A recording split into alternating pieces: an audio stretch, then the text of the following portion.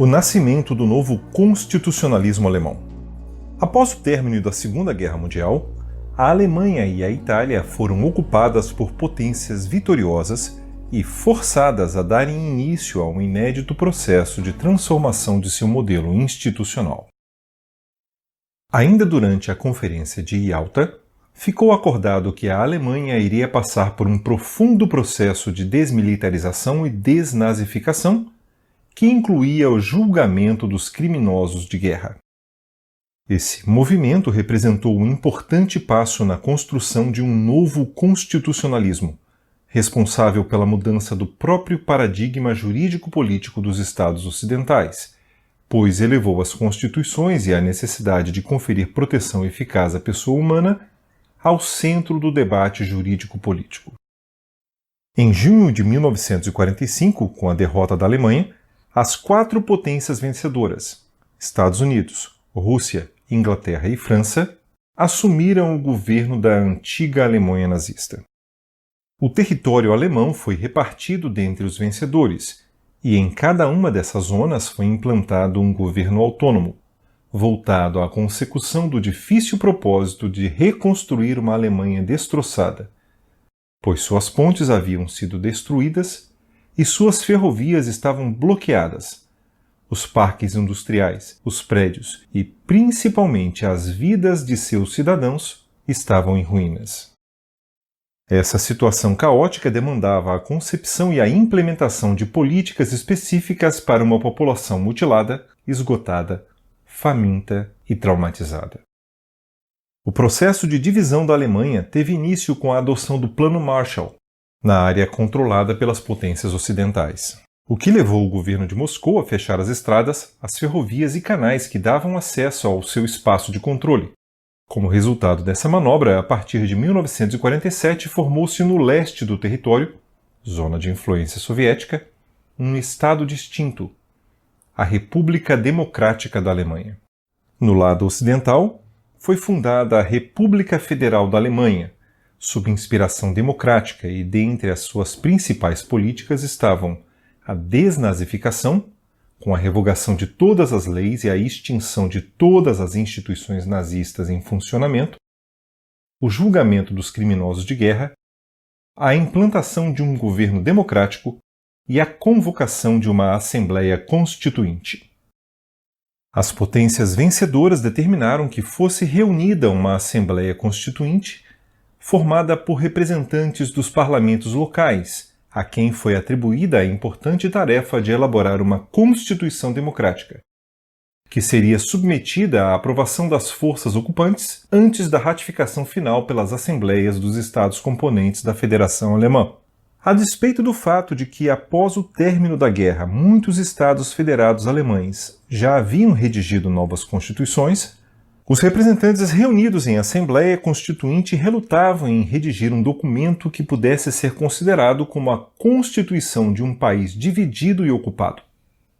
Essa resistência fundava-se no receio de que tal atitude consolidasse a separação permanente do território e da nação. Diante desse impasse, e pressionados pelas potências ocupantes, os membros da Assembleia recusaram a pecha de Assembleia Constituinte, autoproclamaram-se Conselho Parlamentar e decidiram redigir uma lei fundamental com poderes de Constituição. Esses artifícios foram empregados com o objetivo de não conferir à norma um caráter definitivo, a fim de impedir a perpetuação de uma ordem jurídica fundada na divisão do país.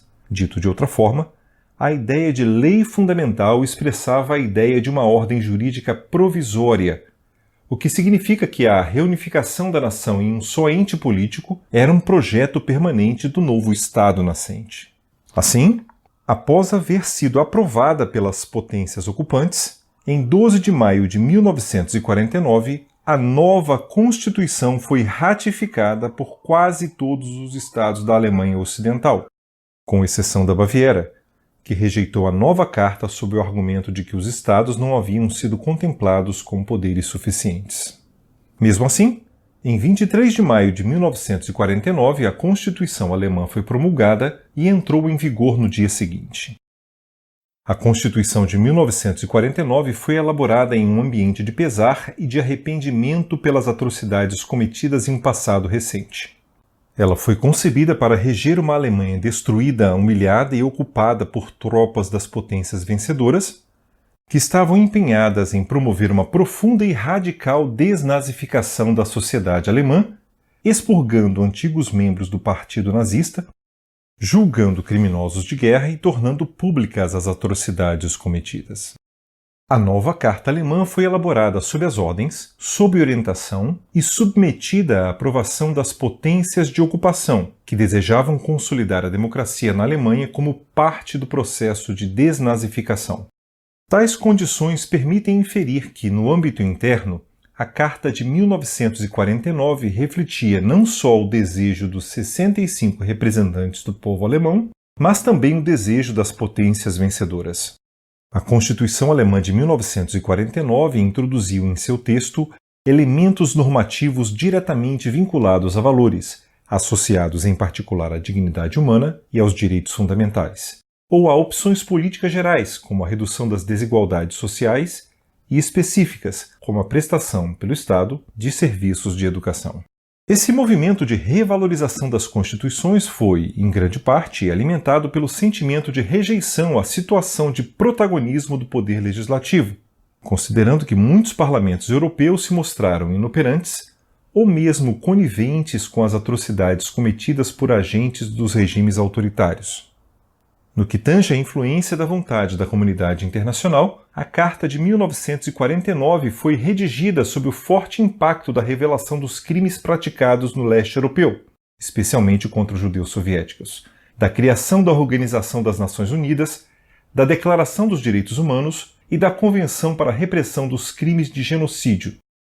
Esses dois últimos atos normativos foram firmados em dezembro de 1948, cerca de 6 meses antes da promulgação da Lei Fundamental de Bonn.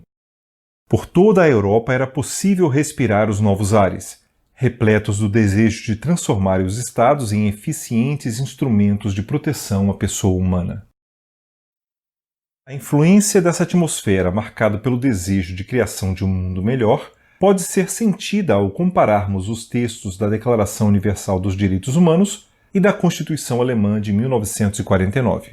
O artigo 1º da Lei Fundamental de Bonn declara que a dignidade da pessoa humana é intangível e que respeitá-la é obrigação dos poderes públicos. Por sua vez, a Declaração Universal dos Direitos Humanos, em seu preâmbulo, declara que a dignidade é inerente a todos os membros da família humana.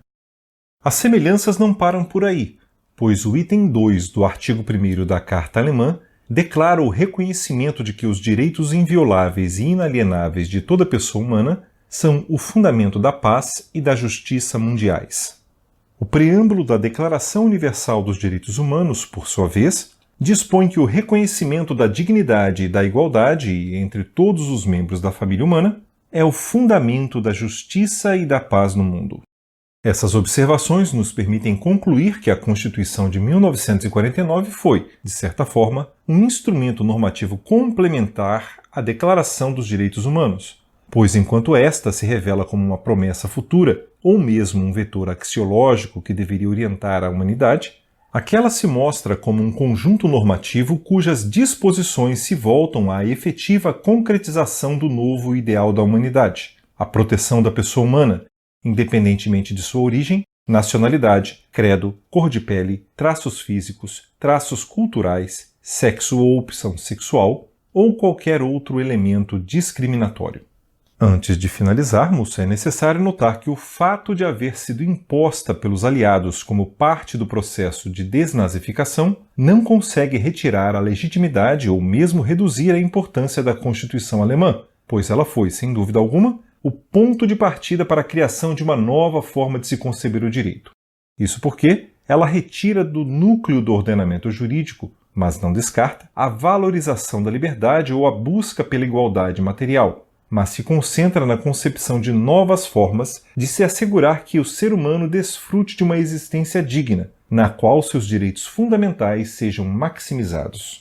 O novo modelo de constitucionalismo redefiniu o papel do Estado, da Constituição e do próprio direito, apesar de não haver sido concebido segundo uma teoria sistematizada. Assim, o novo constitucionalismo surgiu como uma resposta a uma necessidade de um dado momento histórico, impondo a todos um novo padrão de atuação estatal, fundado na proteção aos direitos fundamentais e na dignidade da pessoa humana. A proteção dos indivíduos deixou assim de depender da edição de normas pelo Poder Legislativo. A história contemporânea não nos deixa duvidar que nenhuma outra Constituição terá exercido uma influência tão significativa no desenvolvimento do atual constitucionalismo quanto a Carta Alemã de 1949. A exemplo do que ocorrera com a Carta de Weimar, que serviu de base para algumas constituições elaboradas no período entre guerras, a influência da Lei Fundamental de Bonn tem sido claramente sentida nas novas cartas que lhe seguiram. Essa influência foi inicialmente sentida na Península Ibérica. Em um segundo momento, a influência da Carta Alemã de 1949 foi sentida no processo de redemocratização da América Latina. Essa influência da Constituição Alemã de 49 não se limitou à Península Ibérica e à América Latina, pois retornou à Europa com toda a força quando da elaboração das constituições dos novos estados que surgiram no leste europeu após a implosão do Império Soviético no final dos anos 1980. Podemos citar os seguintes exemplos. No preâmbulo da Constituição da República Tcheca, de 16 de dezembro de 1992, encontramos o compromisso com a dignidade da pessoa humana e com a garantia dos direitos humanos. Na Constituição da Romênia, encontramos a declaração de que devem ser garantidos a dignidade da pessoa humana e os valores que inspiraram a Revolução de 1989. Na Constituição Ucraniana de agosto de 1991, encontramos o compromisso de se assegurar direitos humanos, liberdade e condições de vida apropriados à dignidade da pessoa humana. E no belíssimo preâmbulo da Constituição Polonesa, de 7 de abril de 1997, encontramos o compromisso da sociedade polonesa com a garantia da dignidade da pessoa humana.